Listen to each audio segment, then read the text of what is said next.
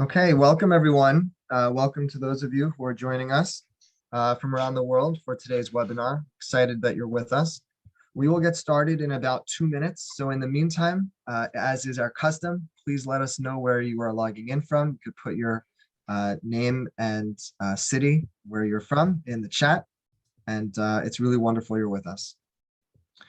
Let's see, we have people in Montreal, Victoria, Canada, Berkeley, Santa Rosa, California, Seattle, which I hear is quite cold today, Florida, Chicago, Jerusalem, Israel, people from England. There are a few people who say hello to you, Gil, but it's going by quick. People in California, Arizona, Maryland, Hungary, Las Vegas, Texas, Cambria, California, Manchester in England, Newton, Massachusetts. We have Efrat in Israel, Rehovot in Israel. A lot of representation from Israel and from Canada. We have people in Oregon, Hawaii. Welcome, glad you're with us. London, Virginia, Alberta. Another person, John Taylor from Seattle. It's very cold in Seattle. We have someone from Warsaw, Poland. Welcome from the Netherlands.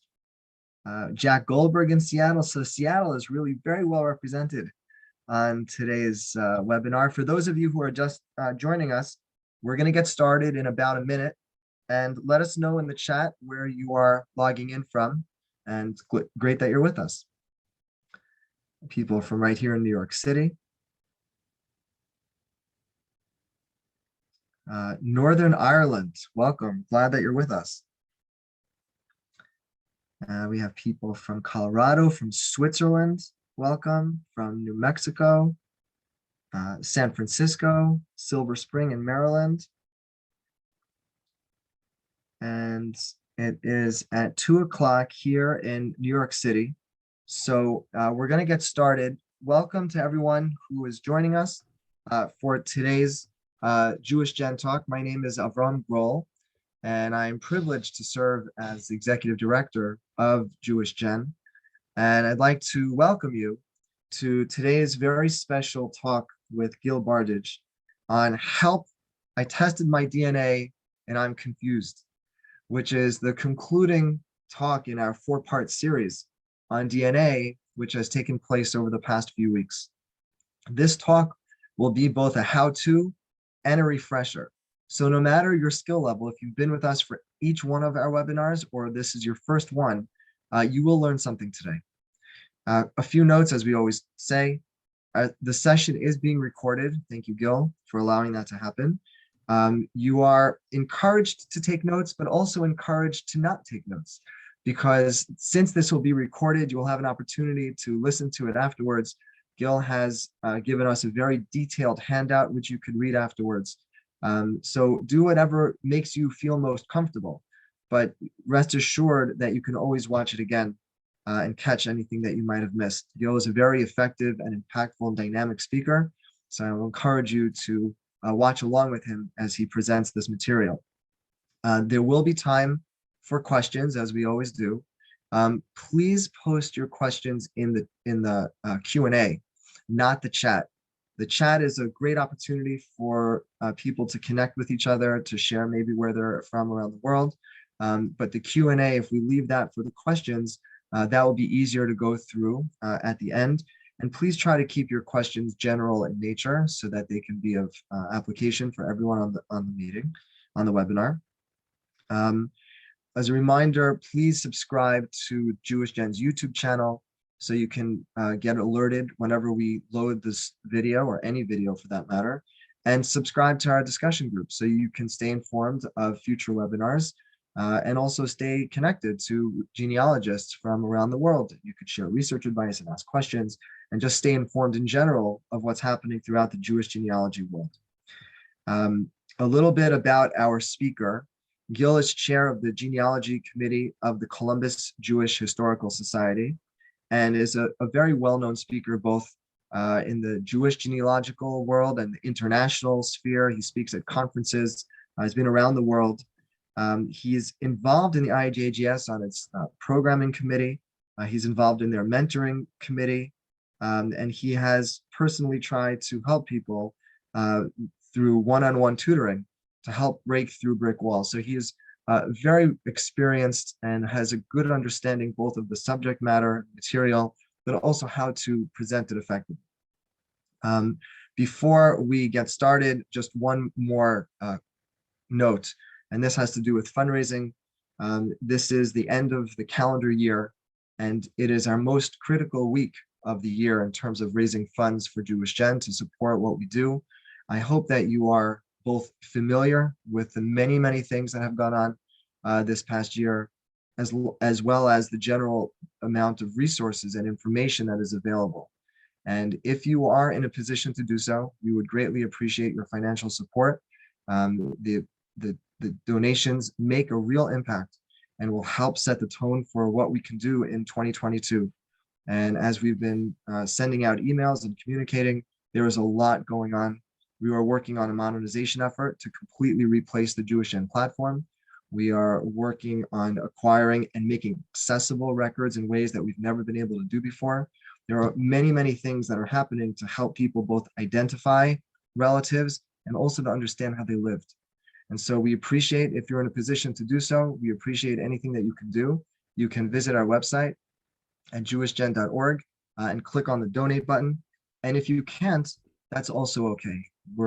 We believe very strongly in our mission, and we want you to be part of it. We want you to be part of the family. And if you're not in a position to do so, we still welcome and encourage you to use the website, be involved just by you participating in the Family Finder and the discussion group and these webinars. That helps everybody else as well. It increases the possibility that someone might find a connection. So I thank you in advance for your support. I thank you in advance for your involvement. And so now, without any further ado, I pass it over to Gil.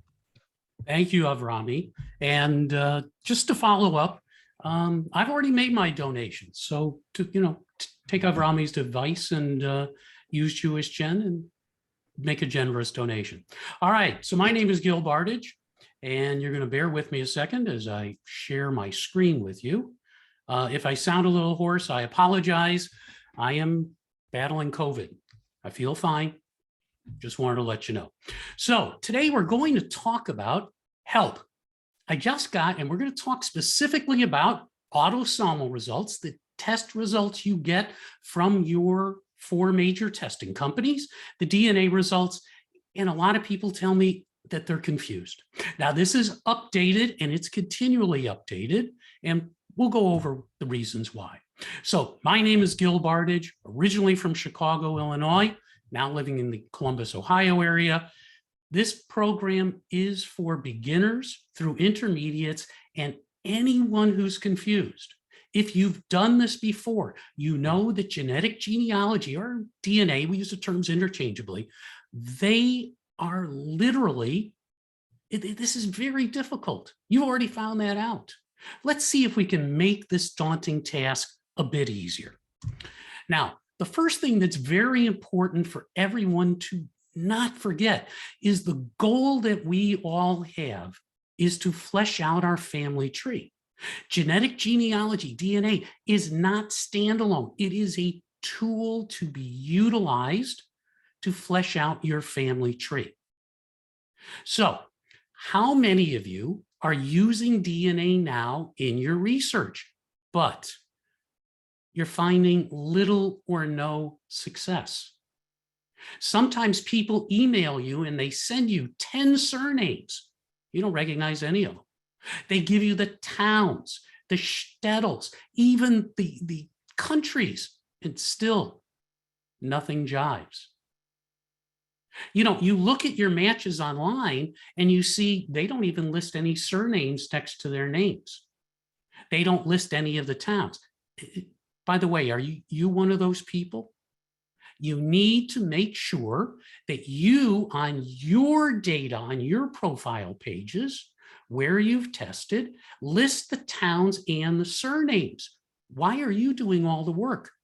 Let people find you. So the goal is our family tree. Don't lose that. Now, I've tested or uploaded the data to the 4 major testing companies. Have you? Well, you haven't. Well, why not? Think about this. You don't know where your matches have tested. They may have tested someplace you didn't. So you need to, and the sales are almost over, you need to update your information so you're in all 4, well, we call them fishing holes. Okay? And you are not alone that you don't recognize the surnames. I've tested at the 4 major companies. I have over 200,000 matches, which means if you've done the same thing that I have, you have too. You can't manage 200,000. Are you related to these people? Sure. But the key is, how are you related? How do they fit on your family tree? Or forgive me, how do you fit on their family tree? So everybody, take a deep breath. Let's get started. And what I'm going to tell you is a bit of a caveat. So I'm going to give you some formulas that I have utilized to help make this easier for me to manage expectations, to prioritize my matches. Are they perfect? No. Are they MIT approved? No. Use them. Try them. Let me know how they work. And watch my screen. Watch how I talk to you about the items. Don't be writing all the formulas down. They're all in the handouts. Let's continue. So the first thing we're going to talk about is managing expectations, because I had to develop some rules here for people, well, mostly myself, okay, in order to utilize this tool. So the first one is that genetic genealogy, it's well over 20 years old, but it's still a new science. And things are changing rapidly. Not only that, I probably should write this down, but it's not only a science, but it's starting to act more like an art than a science, or some combination thereof. The second rule is everything that I'm going to tell you, everything that you've heard in the previous 3 presentations, everything you read on Facebook, every article that you read that you get from the testing companies, everything is all based on what we know right now. And then we refer back to rule number 1. Now, rule number 3 may be a repeat for some of you, okay? You have to have a robust family tree, which is where JewishGen helps come in. You have to have a wide and tall tree, because people are going to feed you surnames and towns. And if you don't have a good tree, the answer is probably no, I don't recognize them. So that's your number 1 goal. Don't lose that. Now, here's part of where the review comes in. We're talking about autosomal DNA here. And that's the DNA you get from your mother and your father, and it's purely random as to what you get. Now, I use the analogy from my friend Shelley Dardashti of chicken soup. And she said, no, Gil, it's stew. And I said, oh, okay, well, I'm going to use chicken soup. And the way this kind of works is this, okay? So if you look right here at this bowl of chicken soup, figure that that is the pool of DNA from your mother and your father. And the reason we call it random, and that people want to know is, well, who else do I test besides myself? Well, I think you should test your siblings. It would be better if you tested your parents and their siblings, or your grandparents and their siblings. But if you're like me, that's not possible. But you test yourself and your siblings. So in this case, we have a pool, and this person, let's say this person is you or me, and this person is our sibling. And the pool comes in that it's random. If you look at this bowl of your sibling and this bowl of yours, they come from the same pool, the same servings. But if you believe that what makes up the chicken soup, the luxion, the chicken, the carrots, the celery, everything that's in there or not in there is different from you to your siblings. So what you're going to see, if you look at each individual item, you could consider that a segment on a chromosome. And some are longer and some are shorter. And some are bigger and some are smaller. And you have some that your sibling doesn't, and your sibling has some that you don't. So one thing I want you to remember, gets a little advanced, but when you get done doing your own research, research your siblings' matches. Why? Because they may have markers and chromosomes and segment information you don't. Let's continue. Rule number 5 is, I want you to expect exceptions to everything I tell you. Why? Because this is acting more like an art than a science. It's still new. And then rule number 6 is extremely important if you are Jewish. And it doesn't matter if you're Ashkenazi, Sephardi, Mizrahi, a mix, 25% or 50%. We have endogamy, and you've already heard about that. I'm not going to explain the details of endogamy. Just say we married within the clan and the tribe for hundreds and hundreds and hundreds of years. But the testing companies measure DNA relationships based upon how much DNA, the quantity of DNA that you share with your matches. But if you're a part of an endogamous population like we are, we have to use something different. We have to use segment length, and we use it first. And in my opinion, second and third, and then the amount of shared DNA. Let's continue. So the other thing, if you're new at this, is very important. You have to be sensitive to other people. You have to be prepared that you or your matches or anyone else you tell might learn things, secrets that you or others have not or don't want public. There may be adoptions, there may be NPEs, non-parent expected or non-paternal event, a misattributed parental event, MPE. Someone may be adopted. They may know it, they may not know it. Or you might find you have a criminal in the family. Be sensitive. So now, this used to be an eye chart. We're working on this. It's important for you to understand the basics. Now, I consider myself up here in the upper left-hand corner, generation 0. Why? Because my parents are generation 1 generation back. Some people consider yourself generation 1, doesn't matter, okay? And we go back a certain number of generations, and then we're going to skip to the right-hand side. Because on the right-hand side, what you have to know about autosomal DNA, not like mitochondrial or Y DNA, but the autosomal DNA dilutes about, and I use the term about, 50% each generation that you go back. And the further you go back, you're looking to find relatives with small percentages of your DNA. You want to know why this is difficult? This is one reason it's difficult. Number 2, this area here is your sweet spot. This is where you might, if you're from the old Russian Empire or Eastern Europe, get lucky or skillful or both and find records for your family trees. But the DNA, in order to verify this DNA, this is the area where the people who are your matches will share enough DNA that it's within what's called the genealogical time period. And so one of the things we're looking at, well, let's say this. If I am looking at someone who claims, according to DNA, to be a 4th cousin-ish, that means we share a 3rd great-grandparent, of which we have 32.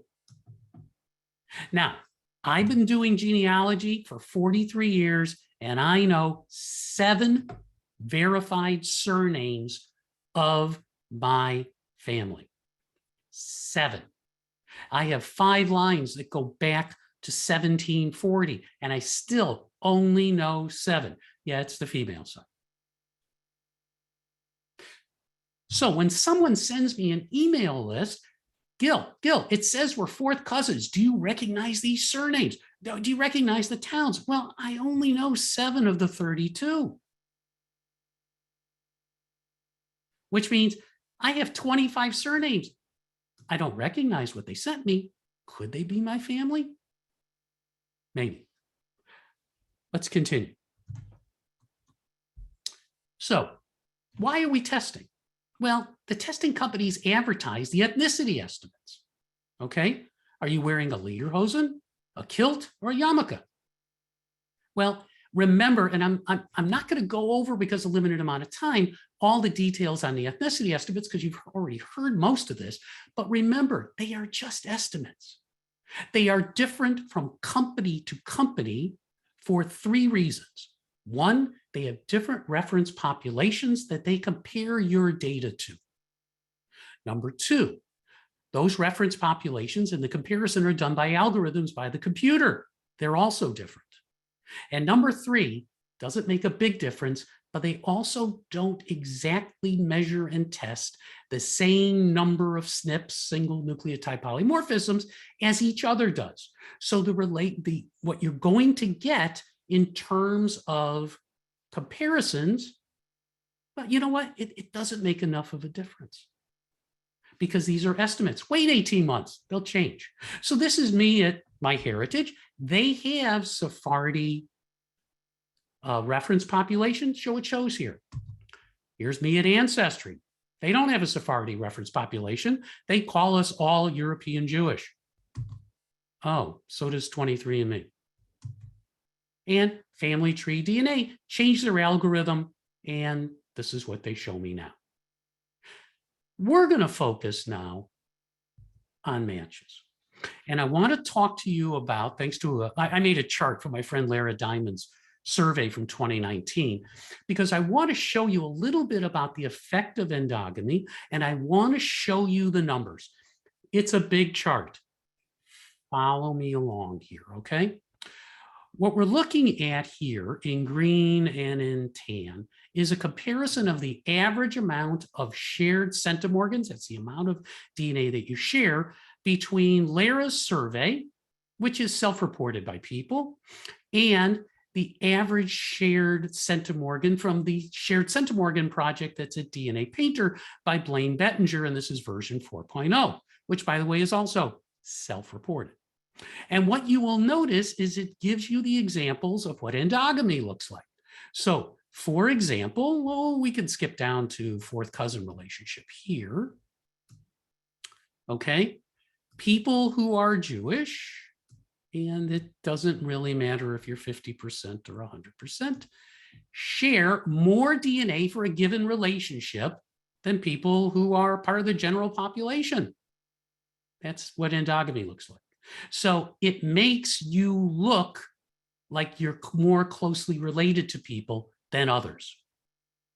The other part of this chart is that these are the average amounts, but there is also something called a range.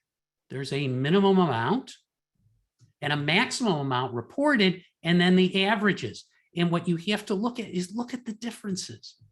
So when someone posts on a Facebook page, I shared 293 centimorgans with somebody else, and somebody says, that is a third cousin. It might be, could be a second cousin once removed, could be a second cousin twice removed, could be a third cousin once removed.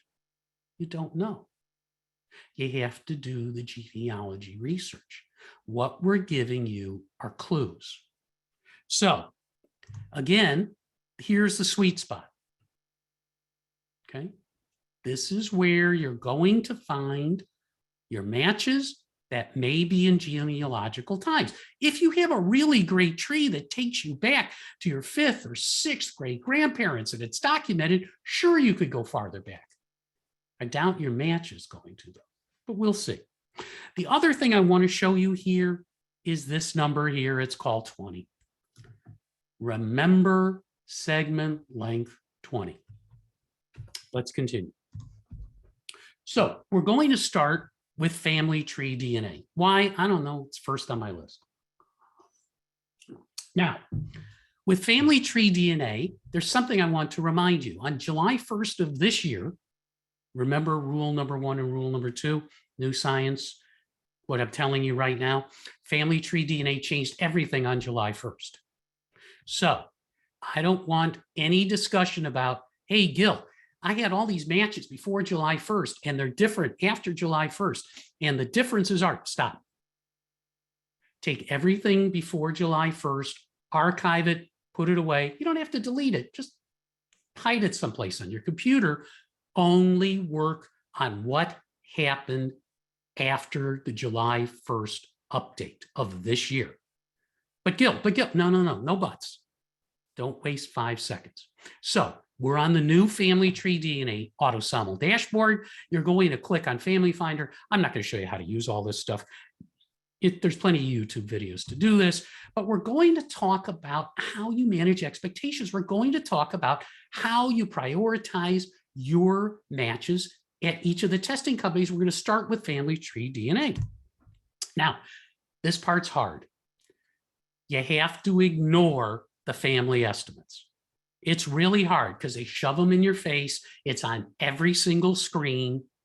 And because you're part of an endogamous population, which, by the way, endogamy doesn't really affect relationships, second cousins and closer. It's more second cousins once removed and further back, unless you have multiple relationships. Oh, different discussion. But ignore the second cousin estimates, please. And I want you to use the following formula to prioritize your matches. And here it is. Now we're going to explain it part by part. Bear with me. Remember Rule 6, we're all about segment length. At Family Tree DNA, they call it longest block. Every one of the testing companies calls it something different, but a block is segment, same thing. So I want one segment that is greater than or equal to 20 centimorgans. Remember the little greater than or equal to sign from school? 20 centimorgans. Honestly, if I had my druthers, people I know hate that word, I would rather it be 30 centimorgans. 20 is your floor. The numbers I'm giving you here are the absolute bottom. Why? Anything lower than these numbers or smaller than these numbers will be further back in time. And your time is valuable. Are you going to miss some people? Maybe. But just keep watching. So I want one segment with 20, and I want two segments of 10 each. So this becomes 20 plus 10 plus 10 and 10. You know, if I had my choice, I would rather the 10 be a 12. And if I really had a choice, I would make the 10 a 15. Don't get confused. Let's just say 20 plus 10 plus 10, and more is better. And then it's plus. All of these are plus, people. Shared centimorgans greater than or equal to 100. Why? Sure, you could share less DNA with people. I mean, I have a verified sixth cousin. He and I only share 54 centimorgans. But he's so far back, and I only know this because he's in my tree, and my tree goes that far back. So you want to share 20 plus 10 plus 10 plus 100. And then if you can, a lot of people can't do this. Let's call this an option right now. I want you to triangulate. And triangulate means, do my matches match me and my other known matches on the same segments? Let's continue. So here is my match list. Now, it's unsorted. The only thing I took off of it was, well, all the people I already knew who were relatives who were much higher up, okay? And remember, what we're looking for is the longest block. And we want this number to be 20 centimorgans or greater. And what I want to do is give you this as the first cheat, because none of the testing companies tell you everything on that first page or on your matching page. So this is your first cheat. It's with Family Tree DNA. You just go down the list of your matches and you check off the ones that are greater than 20. This is not hard. Ready? Yes. Yes. Ooh, here's a 30. Yes. Ooh, 18. Close. No cigar. Nope. 28. Yes. 20. Made it. 23. Yes. 18. No. 18, no. 21, yes. 23, yes. Done. The next is the amount of shared DNA. Has to be greater than 100. Oops. Yes, yes, yes, yes. By the way, these are in order. Remember, the testing companies all do this by amount of DNA. Up, here's the cutoff. That's it. No, no, no. Step 3, almost done. Which of these are together? And I check them off in this box here because this will take me to Chromosome Browser. Ready? Yes and yes equals yes. Yes plus yes equals yes. Both are yes? Yes. Up, one yes, one no. Nope.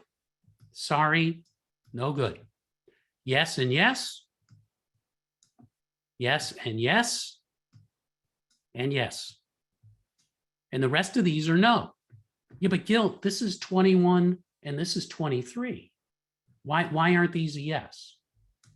Well, you tell me, why aren't these two matches that they say are second or fourth cousins, the same relationship as all these others, why are they not a priority match? Are you related to them? Absolutely. They're your DNA cousins. How are you related to them? Not a clue, and I'm not spending 10 seconds on it. I got others to go find. So out of all of this, I got 6. 6 out of 30,000. Let's continue. I've checked them off, and now I go to the Chromosome Browser. One of the things that confuses more than half the people on this webinar. Okay, we're not going to go into a lot of details on the Chromosome Browser because, by the way, this is where all these markers here are where they match you, not each other, even if it lines up. Number 2, all the chromosomes are a different length. And so just looking at how long one of these things is doesn't tell you really the number of centimorgans. So Family Tree DNA gives us a cheat. We're going to use it. It's called detailed segment data. I mean, if you like charts and you like things like this, go ahead and use this. But most people go to detailed segment data because it looks like this. It looks like a table. They list the chromosomes, they list the locations, and they list the segment lengths. And this is where you find the 20 plus 10 plus 10. This is where you find the other chromosomes that they don't show you elsewhere. By the way, this column here is the number of SNPs. You could ignore it. And what are we looking for on the segments? We're looking for 20 plus 10 plus 10. So I'm looking for anything greater than 10. Yes? No, no, no. Are you getting how fast this is? Yes, yes, no. Ooh, a 30. Yes, yes, no, no. So here's my question to you. Out of all these segments that are greater than 20 and greater than 10, is this person, is this match a priority match to me that I should pay attention to and make contact with? And the answer is absolutely. Yes. What do? Write their name down. Do you put it in a spreadsheet? If you want to. We'll put it on note cards if you want to. Put it on paper. It's up to you. Put it on Microsoft Word. Entirely up to you. This is your genealogy. Now, this is what priority matches and family look like. So these are my known cousins. I know these people. As my sales manager used to call them, customers. Remember, they have to have greater than 100 centimorgans of data, and every one of them do. Every one of them. They have to have segment lengths, 20 plus 10 plus 10 or greater. Look at these segment lengths.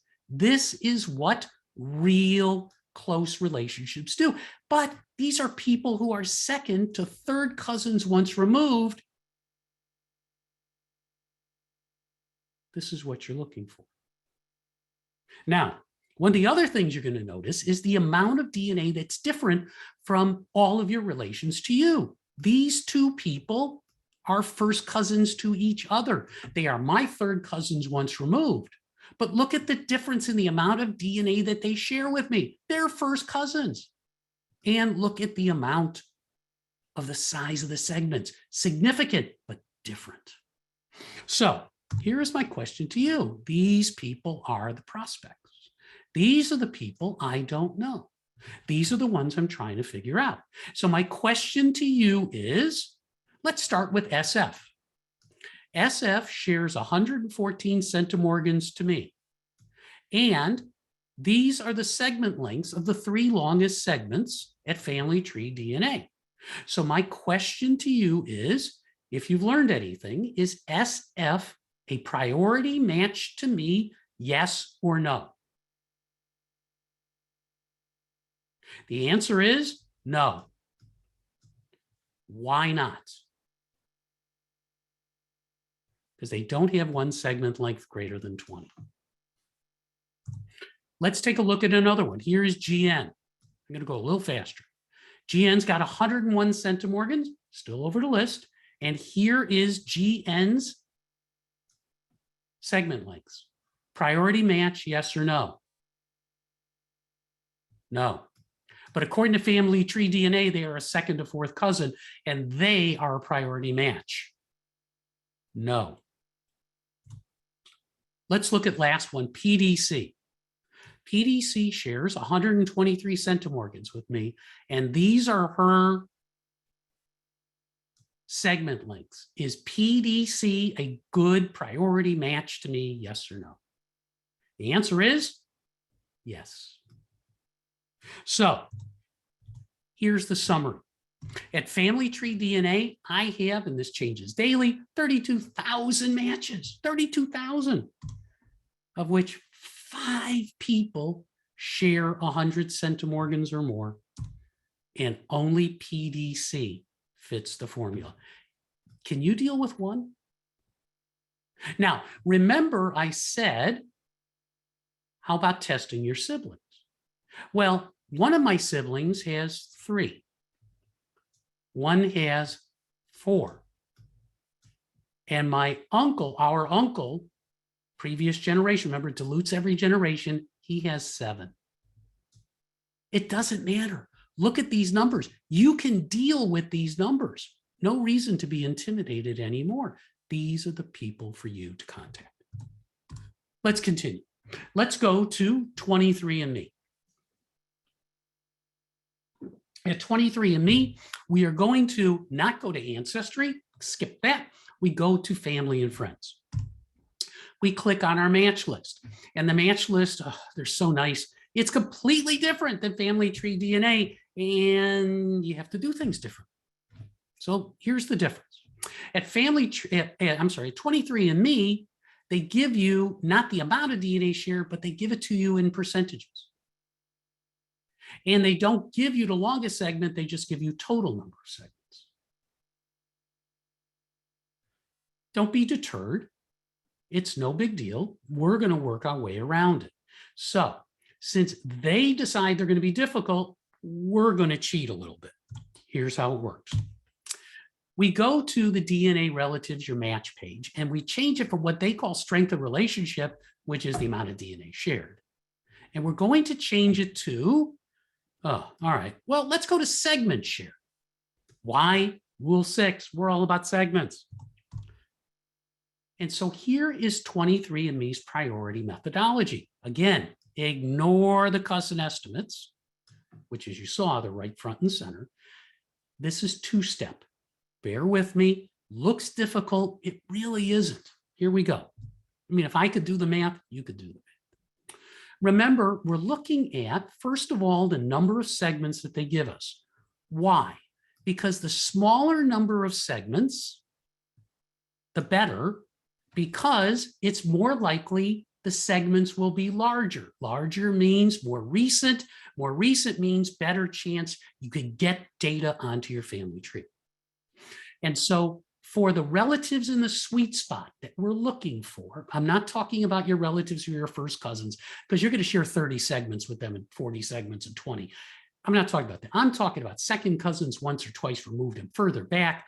You want 3 to 10 segments. The smaller the number, the better. And the percentage of DNA needs to be 1.3% or more. Why? Because the further back you go, the more diluted, the harder it is to do the research. So we're going to look for people with small number of segments, 1.3% or more, and all you're going to do is write these people down. Spreadsheet, piece of paper, note card, stick it notes, Microsoft Word, up to you. Okay, write it down. Here we go. This is cheat number 2. But this is my match list, minus the names, at 23andMe. But you have to take this and go to the end. Everybody starts in the beginning. Well, I'm going to start on the right-hand side. I'm Jewish. I'm going to the end, which more than likely is page 64, 65, 66, depends when you test it. And remember what we're looking for, 3 segments or more and 1.3% or greater. But Gil, I got 1,500 matches. This is going to take me hours and hours. It's going to take me days. No, it's going to take you less than 45 minutes. It might take you 30 minutes. If you're really fast, faster than that. So we're starting at the end, the absolute last match that has 3 segments. Now, remember, you're going to have some that have 1. We're going to start with the absolute last match with 3 segments that only has 0.33% DNA shared. We don't have longest segment yet. We don't have the amount of DNA in centimorgans yet. Don't worry about it. This is what we have. And all we're going to do is go up the list. We're looking for 3 greater than 3 and greater than 1.3. The answer here is no. No, what do you mean no? Well, 0.65 and 4. No, no, no, no, no, no. Oops, next column. No, no, no, no, no. Wait. We got one. Oh, look at us. We're already at 6 segments and it's 1.32. Now, what do? Just write this person down. Write it down. XYZ pair person, 1.32%, 6 segments, and then keep going. Next. Yes. Now we go up. We're at 7 segments, but doesn't hit the right percentage. No, no, no, no, no, no, no. Yep. Oh, look at us. We're at third cousins already. 8 segments. We don't want to go past 10. Look at this. So in the bottom line is we're done. You have your first cut. You have names for you to prioritize. Next step. Well, you're in family and friends and you go to the advanced DNA methodologies and, all you do is plug their names into here. You could do about 5 at a time. And you plug their names into here and you go to the next screen because it takes you to their chromosome browser. And then you apply the same formula as you had at Family Tree DNA. 1 segment greater than 20, 2 greater than 10, total greater than 100. Let's table triangulation for now. We'll talk about that another day. Okay? Prioritization. So you go to the chromosome browser. Oh, Gil, this isn't the chromosome browser. Yeah, remember, people have trouble with the chromosome browsers. If you scroll down on Family Tree, at 23andMe, sorry. If you scroll down, you end up with this table. And this table lists everything you need to know. But it doesn't tell you that the term genetic distance in centimorgans is the length of the segment. That's all it is. They call it genetic distance. And all you do is the same thing you did at Family Tree DNA. You're looking for anything greater than 10 or 20. Yes, yes, yes, yes, yes. All the other stuff's important. You don't need it now. It's more advanced. And the other segments are no. And this will be there. This chart will be there for every one of those people that you matched as a priority match. So my question to you is, at 23andMe, is this person who shares 22, 38, 14, 13, I'm rounding, and 12, is this person a priority match to me, yes or no? Yes. How about this one? If this is the segment lengths, genetic distances. Is this person, look at these numbers, is this person a priority match to me, yes or no? And the answer is no. Why not? Because they don't have one that's at least 20, so you can stop. But 23andMe says they are. Keep going. You're related to them. Just don't know how. So at 23andMe, we break it down into known relations. And you'll notice that all the known relations share all the criteria that I outlined. They share the number of segments. Now, remember, as they get closer relations, they're going to share more segments with you. So don't freak out. But the amount of DNA shared is greater than 1.3. They have more than 100 centimorgans. And look at the segment lengths. Now, these people are prospects. I am looking for 1.3 or greater, and the number of segments needs to be 10 or less. And the longest segment needs to be 20 or more. So what you end up with, and I'm going to skip ahead a bit, here we go. Everybody above this line is a prospect. Someone that is a priority match to me. These, for whatever reason, are 23andMe's priority matches, but they don't share enough DNA, whether it be percentage or total, in order for you to make them a priority match. Might they be a second level priority match? That's up to you. Let's continue. So at 23andMe, I have 1,525 matches. And only 5, those 5 I showed you, meet my criteria. You can do this too. Okay. The intimidation is gone. Let's go to MyHeritage. They're a little bit different. Why? They just are. Okay. And at MyHeritage, they give you some more filters. They give you some more things to sort with and play with. You could download your match list and things like that. But let's look at, the formula. It's exactly the same.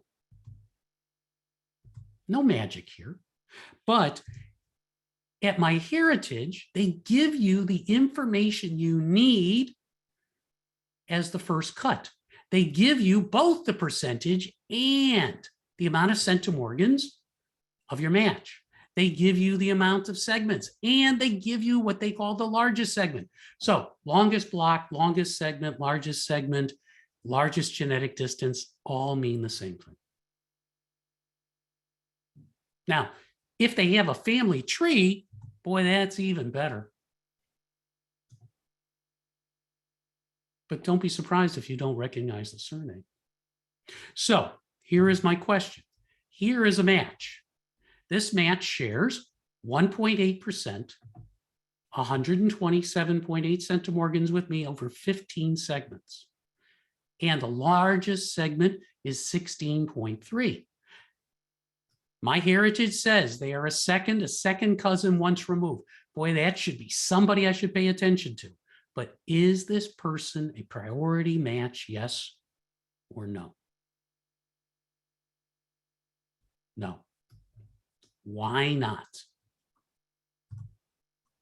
They don't have a largest segment greater than 20. Okay, and the other hint to that is the number of segments being 15 means that most of them are fairly small.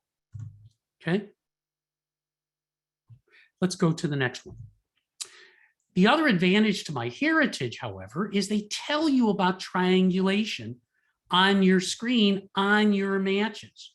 So whoever this matches my brother Art, they match my brother Steve, and they match my uncle, my mother's late brother.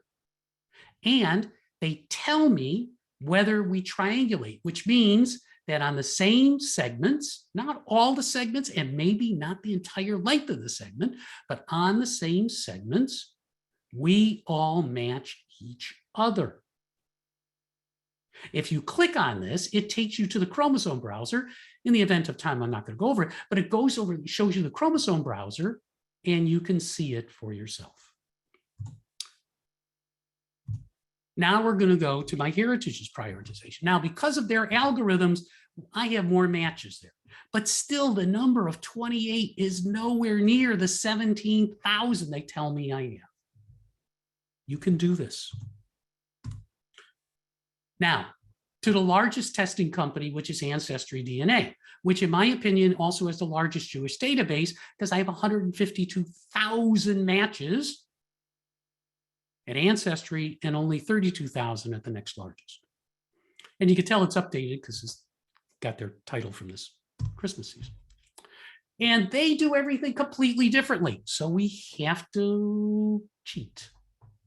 So here is my match list at MyHeritage and something, I mean, at Ancestry, I'm sorry. And I have to tell you that one of the things that I use at each one of the testing companies are the notes sections. And you have to do this, not just because I'm telling you to do this, but how many times do you go back 3 months later and click on what looks like be a really good match and you go, I already looked at that person twice. If you put down the key information, which in my opinion is segment length of the longest segment, then you'll know whether or not you looked at people. And I want you to click on this. Well, you know what? I'm going to go to the next slide. On their shared DNA of the match list, I want you to sort by a number 90 as the minimum. The other testing companies are 100, but Ancestry does a pretty good job with something called timber. And by the way, I know we're running a little long. I'm going to stay a little later to be able to answer your questions. Hang in there. This is important. The timber algorithm does a pretty good job, not perfect, but a pretty good job of filtering endogamy out, but only takes effect below 90 centimorgans. So what we're looking for here are people in the first priority cut who have 90 centimorgans or greater, and then you click apply. It then redoes your match list, and you get the matches, and they give you, oh, good cryptic information.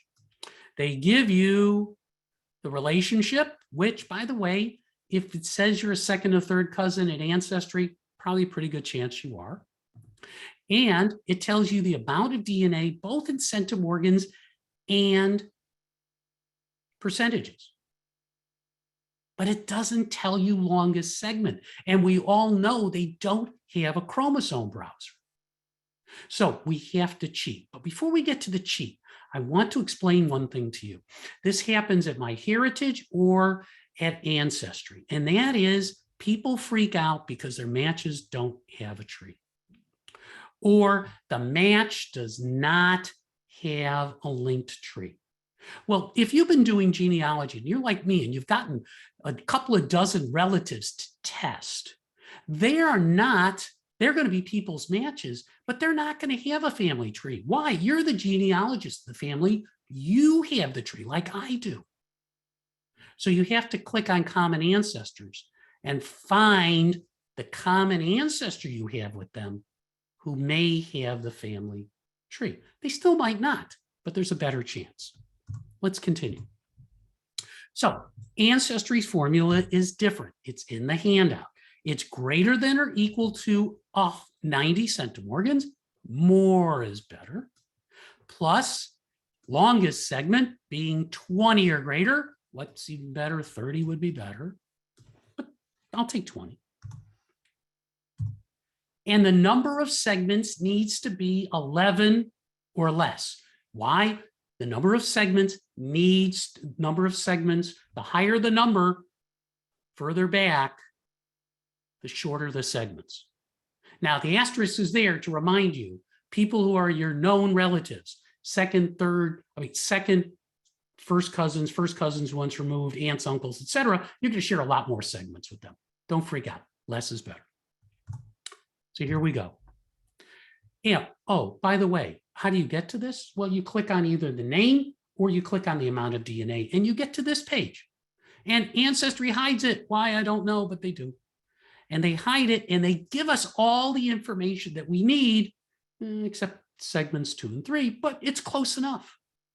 Remember the formula, 90 or more, 10 or less, longest segment being 20 or more.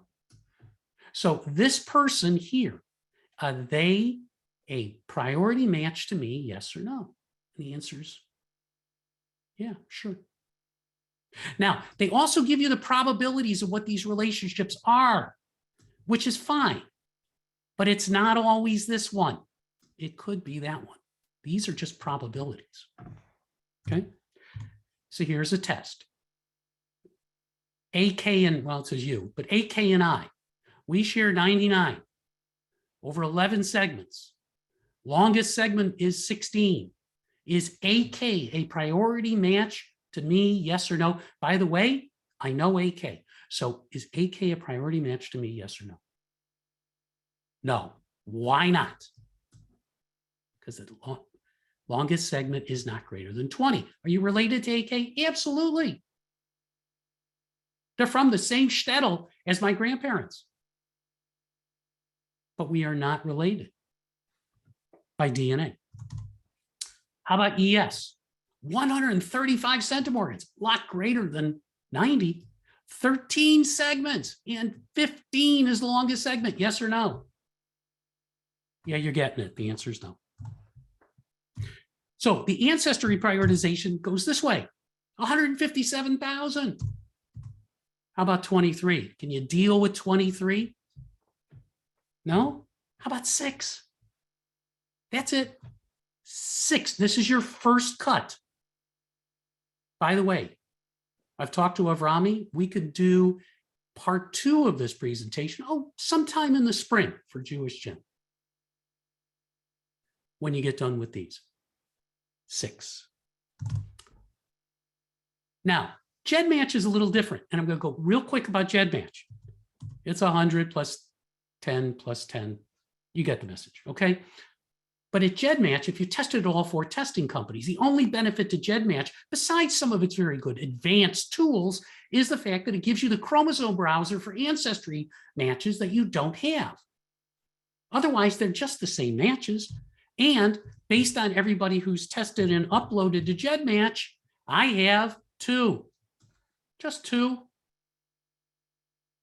And the only advice I'm going to give you further on GenMatch is ignore their ethnicity estimate and ignore when they say generations back, okay? It's not accurate enough. Don't focus on that. Focus on segment length. Oops.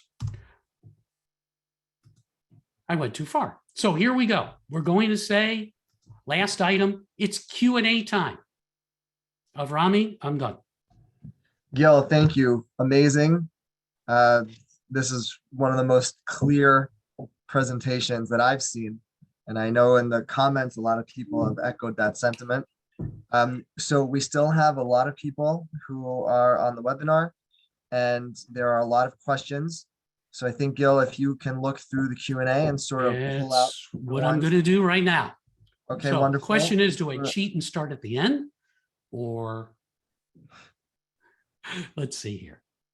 Okay, from Lori Barnett. Gil, yeah. Just before you start, so just to let people know how we'll do this, we're about 4 minutes before we are scheduled to end. So Gil has graciously offered to go for another 10-15 minutes at least to try to get through as many questions as we can. So if anybody has to drop off, completely understand. The questions and answers will still be on the YouTube video that you can watch afterwards, so you can still catch the questions. And that's it. I will let Gil go through them. Okay, so Lori Barnett asks, is the large shared segment on the X chromosome relevant? X chromosome is difficult to work with, remember, because women get 2, men get 1, and which one do you get it from? X chromosome relevant is the same thing. It needs to be at least 20. I would prefer it to be 30 centimorgans. I don't use it standard in my prioritization, partly because I don't run into it a lot, because the relatives that I have are with a large amount of X chromosome, I already know who they are. I hope that answers your question. Okay. Bear with me, people. There's a lot of questions here.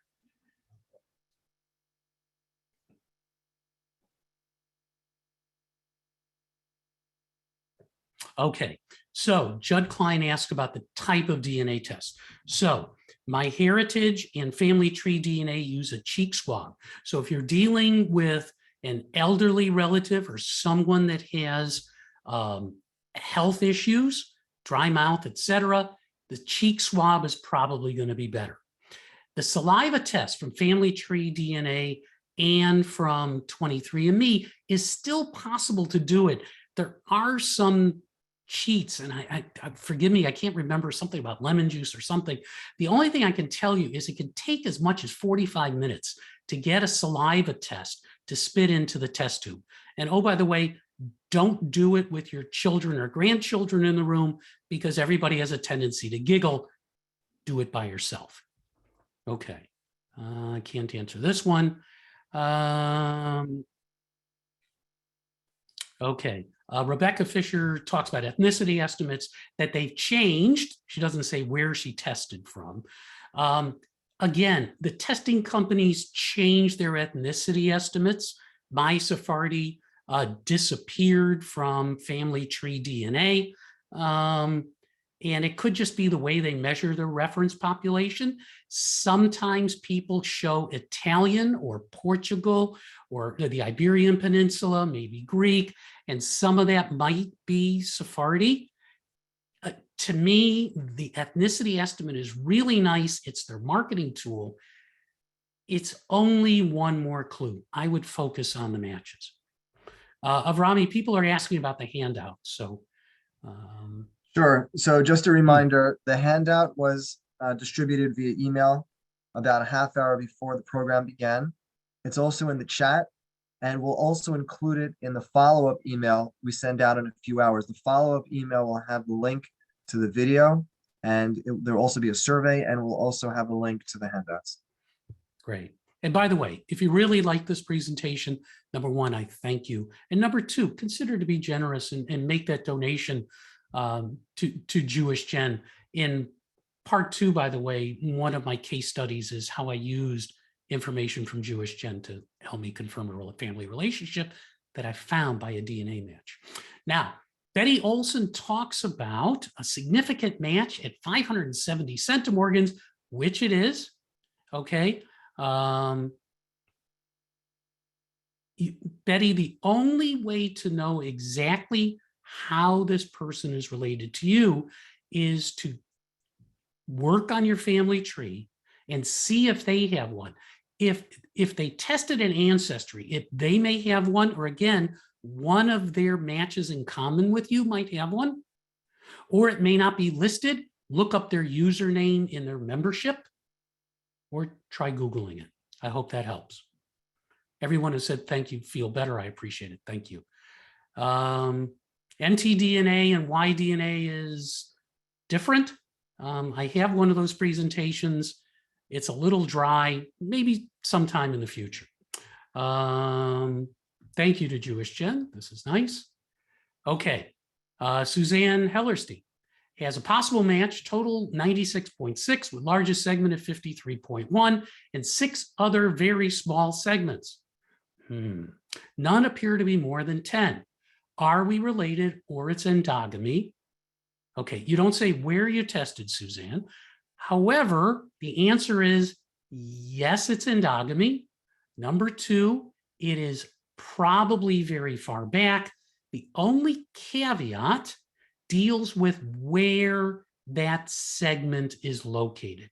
A 53 centimorgan segment is very long, and sometimes they are located in areas that are called common pileup areas, which are areas that don't split and recombine the way normal segments do. And they're areas that we just share with everybody because we're human beings, or we share with people because we're Jewish. That can be eliminated by looking up the pileup area.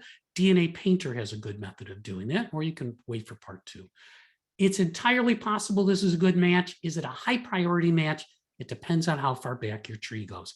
This is probably a fourth or fifth, maybe sixth cousin off the top of my head. Okay, this is an art rather than a science. Okay, Dawn says, father was raised Jewish. How much time we got? Okay, immigrated, mother has siblings. Oh, Dawn is stating something, but doesn't really, I don't really see a question. Remember in Jewish genealogy, well, in genealogy in general, spelling of names doesn't matter. So although names also sound Jewish, it's not definitive that that person has a Jewish background. What you're looking for is whether or not someone is Jewish, is look at their matches. If their matches are Jewish, or a significant number of them are Jewish, or from Jewish areas, the answer is yes. Ah, Hannah Widless. Hi, Hannah. How are you? What if your sibling or his sons refuse to test? Okay. One of the things I really didn't get a chance to mention, and I probably should, is the fact that not only do you have to get good at this, and the more you do it, the better at it you get, I promise you, but you also have to get lucky. It took me 7 years to get a third cousin to test. 7 years. He tested 23andMe, and we're not a match, but we're third cousins. Wait till part 2. I explained that. There's no magic. Sometimes you have to wait. One of the things that I did, Hannah, was send them some of my data and say, look, this is what we get. The ethnicity estimate really helps with this. This is what we get. And remember, you would prefer the older relatives. Okay. 23andMe, Jeff K. Yep, you can go to relatives in common. Thank you. That's true. Okay.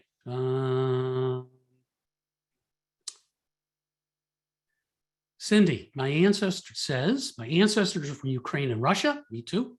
I am at a roadblock with my great-grandfather who changed his name upon emigrating to the US. I know his original name, where it was born. How do I go about finding his family from the mid-1800s to those areas? Yeah, okay, not a short answer. This is more of a genealogy question, but you never know if one of your DNA matches from that same side of the family might have a tree. From a genealogical standpoint, if it's in the US, it's the naturalization paper compared to the manifest. That's probably your best bet. Okay. Avrami, at the end, we're going to have to tell everybody where to go. I think it was the Jewish Gen YouTube page to look at the previous lectures. Yeah, I'll tell everybody. Okay. Barbara Forlarson. Hi, Barbara. Is there a way to download one's ancestry matches? You know, I was going to do one of these presentations at IAJGS. Don't think I'm going to. The answer is there's not an easy way. Make contact.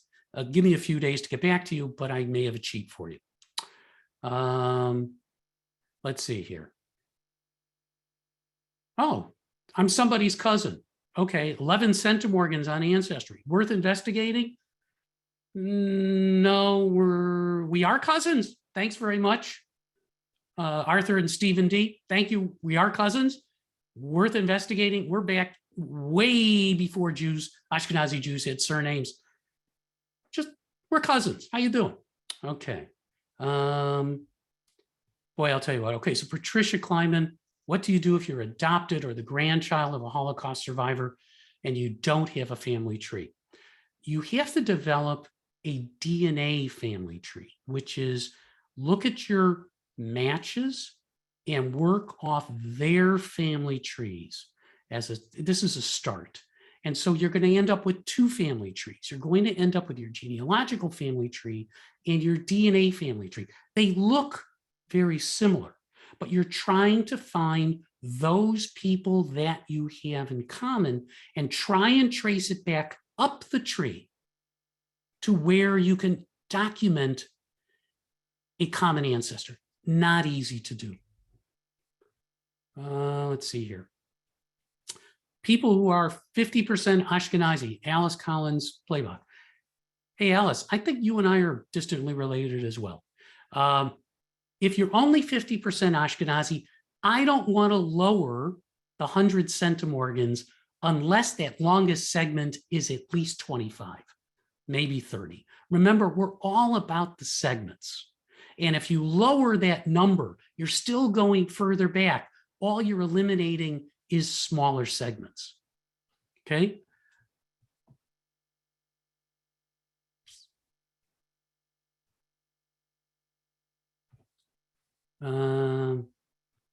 Jennifer Mendelson, how you doing?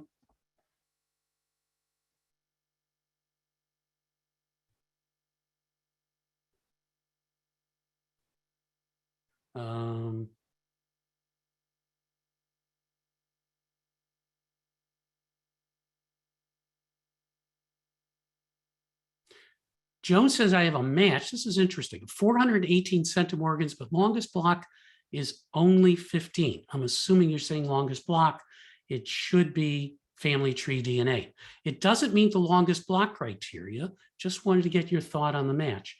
Very interesting. 408, and this is the 418 centimorgans, assuming it's family tree DNA, Joan, would be in their new methodology. So there's two other things I would do. Number one, I would take a look and see whether or not they also match any of your other known matches at this point. Number two, okay, do they have a family tree? It's possible the 418 may be because that DNA is in pileup areas and a significantly less amount of DNA is there. It may be one of those exceptions you need to look at.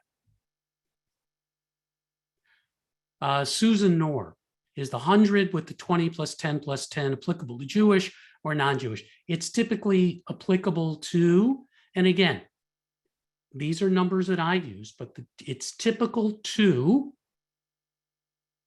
endogamous populations, most specifically in my experience, excuse me, for Jews. I have two non-Jewish son-in-laws, and the longest segment part really applies, but the amount of DNA does not. They really follow the Blaine Bettinger shared centimorgan project much more. I don't know anything about what they're doing in Russia. I'm sorry.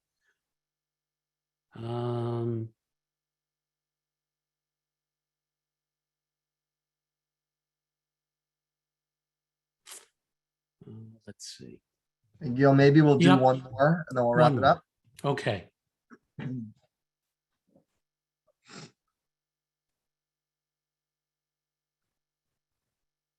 All right. So Pezzi Mossinger Friedman, I hope I pronounced that right, excuse me, has tested both her mother and her two brothers. I'm assuming this is your mother's brothers, not yours. And by the way, if you've tested your parents, there's no reason to test yourself because all you are is part of them.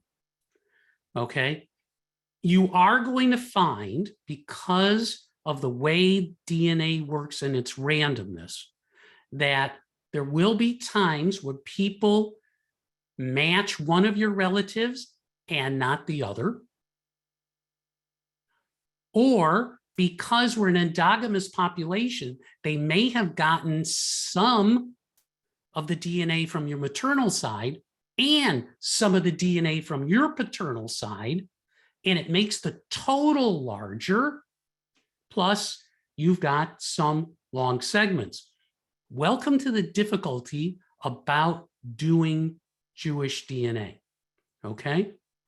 And the known cousins may not match all of them. I have a third cousin who matches one of my first cousins and I, which he should because we're third cousins, but he doesn't match my brothers and doesn't match any of our other first cousins. But he came to all the family bar mitzvahs and the weddings. That's the way it works. I think we're running out of time. I appreciate it. Thank you, everyone. Thank you for attending. Sincerely appreciate it. Thank you. Gil, thank you again. This was wonderful and very informative. We appreciate you taking the time and also while you were sick. And we wish you a continued and easy recovery. Thank you. As has been mentioned, we have this session being recorded and it will be made available a little bit later today on JewishGen's YouTube channel. We will send out an email when the recording is available, again, a few hours from now. In the email will be a link to the handout. There will also be a survey, so please let us know your thoughts about today's presentation and any ideas about what you would like to see in the future. Your feedback is very valuable and greatly appreciated. And in terms of schedule for upcoming Jewish Gen Talks, we're going to take a little bit of a break for the next couple of weeks. Our next presentation will take place in conjunction with International Holocaust Remembrance Day, and we will send out more information about that as we get closer. And then we have a full lineup of Jewish Gen Talks scheduled for the spring, going through all the way through May. So please keep on the lookout for all of that information. And we thank you in advance for your support of our fall appeal. As we talked about a little bit earlier today, anything you can do will be greatly appreciated.